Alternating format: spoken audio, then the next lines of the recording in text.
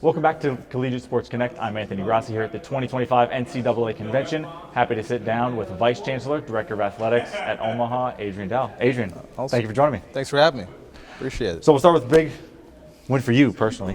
New contract extension, 4-year deal. What have been some of the big wins over the first 4 years that have kind of led you into contract number 2? Well, you know, there's a saying AD-wise, first 2 years they love you, second 2 years they tolerate you, then you're on your own, right? So, you know, part of this is just things are going well. You know, I've got a great chancellor at a great university. Obviously, I'm in a city that I feel really passionate about, so help me keep this rolling, right? And first 3.5 years have gone really, really well, and we'll see what happens next. You know, I don't know if there's ever been more value in the athletic director position than right now, because mostly I think most of the public questions our life's decisions on why we're doing this right now. But lucky to have a chancellor that believes in the direction we're heading, and here we go. We'll see where it ends up next. What does that mean for you as a leader, having that buy-in, that belief from your CEO? It means everything, right? You cannot be successful at the highest level of college athletics, much less with where this industry is headed, unless you have total alignment. And that is not just AD and coaches, right? That's chancellors, that's university presidents, that's board of regents. So for us, if we're not all in lockstep, it's really, really difficult to be successful to the level everyone wants you to.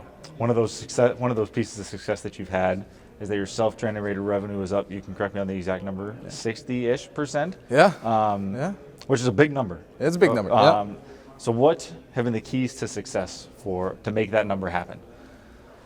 You know, I think everyone's trying to figure out that revenue formula right now. And the reality is there's no magic pill or magic button. You know, it's kind of just becoming strategic in all those different areas, not just ticketing and fundraising, but corporate partnerships, naming rights. And for us, you know, we manage our venues. What do concessions look like? So we've worked really hard, number one. We got the right people at the table, number two, but we've really been strategic with the decisions, really focusing on how we can generate more revenues, because consequently for us, the opportunity is reinvesting in our programs, right? Not just our student athletes, but coaches and also facilities. So that was a priority I was charged with when I got hired. So I think part of this contract extension is 60% sounds pretty good, but absolutely. But just like me and everyone else in my role in the country, it's what happens next, because July 1, we're in a different ball game at this point, and now everyone's trying to find new revenue streams. Yeah, we'll get to that in a sec.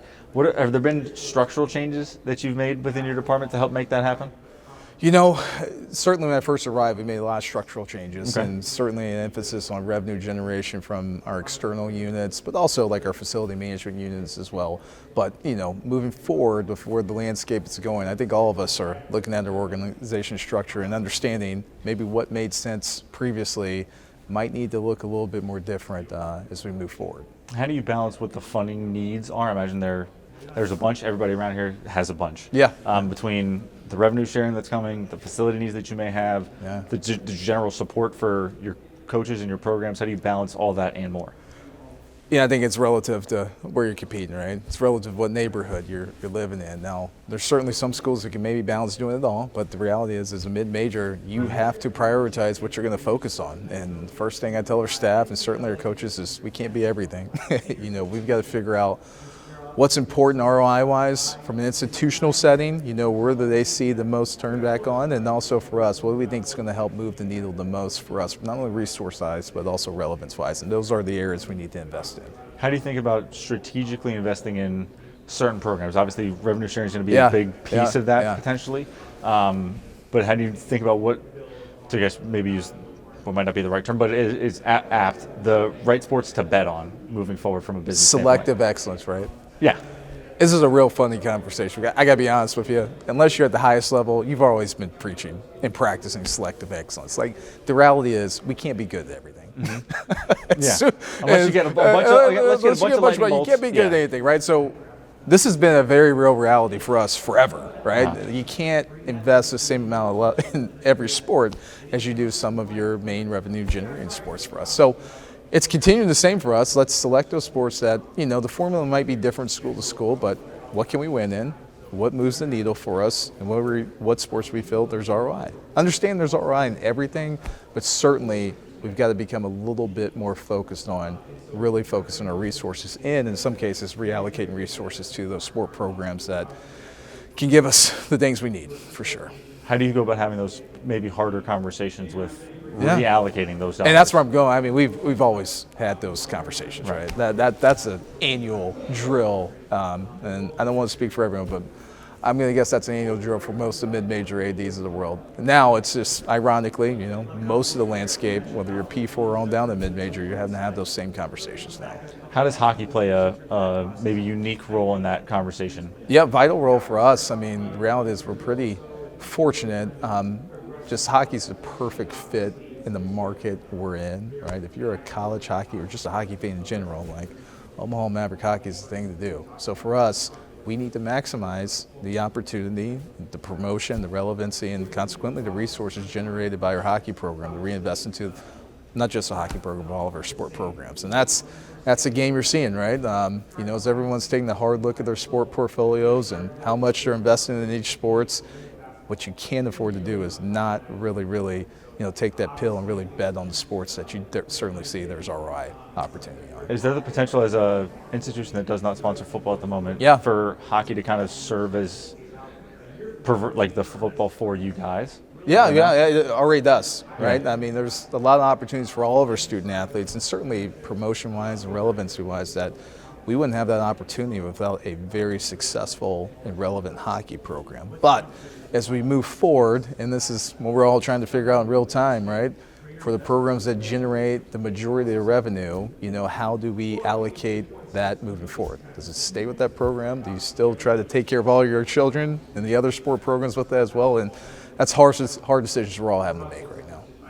What maybe structural or policy changes or any changes around the department that are you working towards implementing or have implemented or will implement by the time revenue share starts in this summer? I think most Division I athletic departments have consultants on campus right now, not just one, right? The reality is we're having to re-look at every single operation we have. Again, focusing on how do we generate a dollar, how do we spend the dollar that we generate, and more importantly, how do we become efficient, understanding this landscape is changing.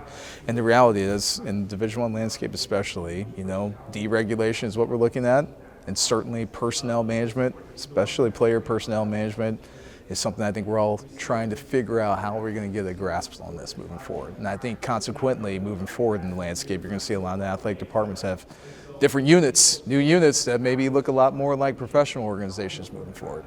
Who have you leaned on maybe to have those kind of ideation sessions of how things should be structured? Are there other athletic directors on the country? Are you leaning on maybe some people that in the professional space? Say, hey, what does your player personnel department look like, and how can we maybe fit that in to our structure? Yeah, I think everyone's answer might be a little different, right? But you're not doing your homework unless you're talking to your peers.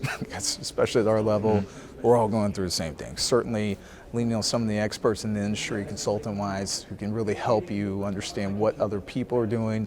But as we trend into what looks a lot more like professional sports, if we're going to be honest, it would be almost negligence not to have a conversation with some of your former peers or peers that are operating at the professional level, see how exactly they do this, regardless of what sport it is and maybe what level of professional athletics it is. Have you thought about, from that structural standpoint, do things fit sports specific? Like we've seen a lot of football GMs pop up around the country, and basketballs. Or is there the opportunity at a mid-major institution to have maybe a couple people help all of the sports where you can maybe it fits a little better from a budget standpoint? I think you kind of hit it. I think that's going to depend a little bit at what level you're at, right? If you have unlimited resources, and I know no AD will admit to have unlimited resources, but if you have more resources, right? Yes. I think it probably makes a little bit more sense to go the sport-specific model. When resources are challenging and you're trying to sell, your constituents and your university on, hey, we need this, you might have to have more of a generalized front office whenever you pull the trigger on it. Now, that doesn't mean that's where it's going to end up 5-6 years from now, but certainly you got to jump in the pool first and see what you need. And I just think probably at the mid-major level, you probably look at more general roles, at least initially. Have you thought about where they kind of fit in the org chart and where they kind of sit, levels, all that kind of stuff? These are real-time discussions, right? Because there's no right answer. Yeah. I mean, We're all kind of everybody's figuring it out together. This isn't an opportunity where you can hit copy and paste, right? This is everyone trying to be as efficient and innovative as possible. And the reality is that everyone's formula might look a little bit different relative to where you are, what sports you prioritize, certainly what resources you have. But yeah, it's going to be a fun equation to figure out. And that's the other thing, right? I think most of us are embracing this as an opportunity to just really tackle a new challenge, right? We'll figure it out. We always do. It's just a new challenge that probably a lot of us never thought we'd deal with, at least in college athletics, but it's coming quickly. July 1st is coming. So, as you sit here, you're part of obviously a large higher ed organization. Yep. Yeah. Are there individuals within either the university or the system at large that you've thought to lean on that maybe have some different experience? You mentioned some of the consultants that you are working with. Are there other individuals either as you prepare for or maybe once we hit July 1 moving forward that you can lean on to help fill some of those gaps? Yeah, I think that's where the solutions might be different relative to schools, right? Private schools might look at this different than public schools. Public schools are in the setting of a bigger university system might look at this different. So there's definitely conversations. I think everybody's general counsel's involved for sure. It'll be interesting to see what everyone's initial stab at this looks like relative to where it ends up 3, 4, 5 years down the line. How do you plan in this? Yeah. How do you try to plan strategically for the future? And how much of it, I guess, impacts what the strategic plan is versus these are the steps that we are taking right now, but the vision that we hope to aspire to remains the same? I'm really happy we didn't do a strategic plan in the last few years, right? Okay. Because we'd be ripping it up right now. So we're in the middle of ours right now. I'm really glad. It's perfect timing. But at the end of the day, whether you're Omaha or even, a bigger institution, like you can only control what you can control, right? Like we're not going to impact what the decisions with the settlement case, the House case is, and certainly what happens next moving forward. We've got to focus on, more importantly, what's our guiding principles? What are we passionate about? What are we trying to achieve? And how do we forge a path forward in this new landscape? And that's going to look a little different school to school, conference to conference. But I think this whole process is really, really forcing institutions, and certainly their athletics programs, to really focus on what we're going to be about. Like, what do we want to do? Is it all about winning? Is it about providing ROI for institution? Is it about alumni engagement? Is it about generating resources? Everybody's having to really focus on the answering those questions. And I think consequently, everyone's answer is going to be a little bit different. What process do you maybe have in place as you think about leading the athletic department forward for improvements or implementing change? Yeah. Whether that's on a semester basis or an academic year basis or on a even weekly, monthly basis as you're maybe part of your, leadership senior leadership meetings that you're having. Humility. What our answer was last week for a lot of forces that we can't control might not be the answer next week. We're always going to try to make the best decision with the information we have in hand, but sometimes we might be wrong, right? We've got to be able to recognize it and pivot in real time. And I think that is really what you're seeing in our industry right now. Everyone's having to call audibles. Think of all the impacts we can't control. Think of the elections impacts on maybe some of the impacts of the settlement, right? These are real things that are outside our control, and although something might have been the right decision a month ago or 2 months ago, we've got to look each other in the eye and say, hey, this isn't going to work. We need to pivot in real time. And more importantly, have a smart table in the room that really embraces that philosophy. I think that's going to be really important for organizations moving forward. All right, Jen, I have this last question from at Omaha specific. Yep. How is your team approaching kind of handling all of the change? Yeah. Obviously, it's, I can imagine, a little bit chaotic. It is. On an hourly, daily, anyone who weekly, says it's not monthly, chaotic is lying to yeah. you, right? But how are you guys approaching kind of leading the department through the chaos? Because I imagine, obviously, you guys have questions. The staff, the rest of the administrative staff has questions. Your coaches, your assistant coaches, your student athletes all have questions. The people you report to have questions. No doubt. How are you guys trying to? First of all, think of all those constituent groups. Well, right? those are just the internal. Those are just internal. Right? It's before you have elected officials, donors, fan base, right? Yeah. And the reality is, sometimes you just have to say, I don't know. I don't know yet, right? But you got to be really plugged in what's happening in their industry. And that's one thing I really tell our staff is like, you have to be the expert in this content. You've got to know as much as you possibly can know, because we can't make decisions about our future without really digesting what's happening. And that means monitoring what's happening within the NCAA landscape, what's happening in the news, reaching out to your peers. Let's understand what the playbook currently is, right? And then more importantly, what are some processes within our organization to help us navigate this efficiently? So for us, right now, we're going through a Title IX review, right? Got a committee doing that. We're going through educate-related benefits review, right? What's our plan for that moving forward? Again, we got consultants on campus. We're doing a strategic plan. And what we want to do is, as this tidal wave comes, how do we put ourselves in the best position possible to communicate what our plan is going to be moving forward to all those different constituent groups? I mean, you've got like 12 different constituent groups, right? I'm not going to go through and name any, but all of their wants and needs might be a little bit different, but we really, really need to try to tackle as many answers as possible once we roll out what our plan is going to be.